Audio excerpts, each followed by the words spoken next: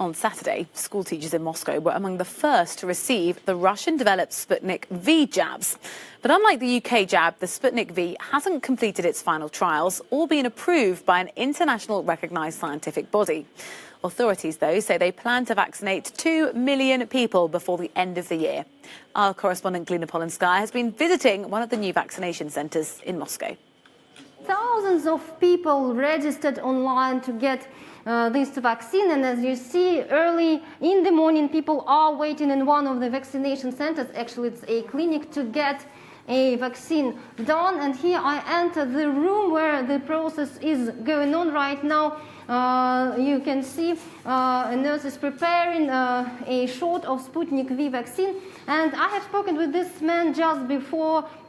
He works for the education in the university, and he said that he's just been so happy right now because he wants to stop being afraid for himself and for his family.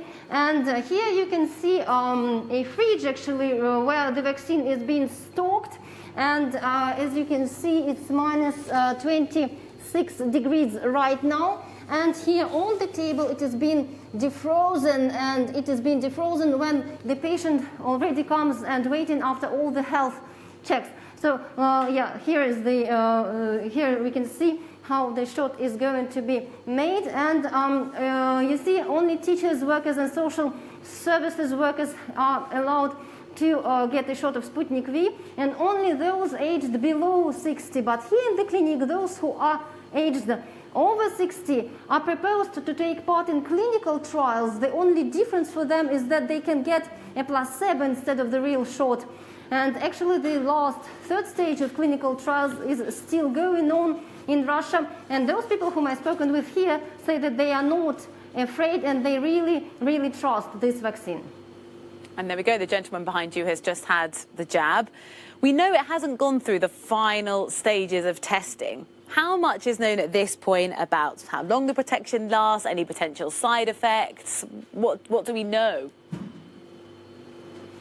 Well, actually, the developers say that this vaccine is 95% efficient, and it is given in 2 shots. So Alexei, for example, he will have to come back here in 21 days to get the second shot of Sputnik V, and after, the developers say that the immunity is created in 42 days. So during this time he has to be very careful to wear a mask and to avoid public spaces.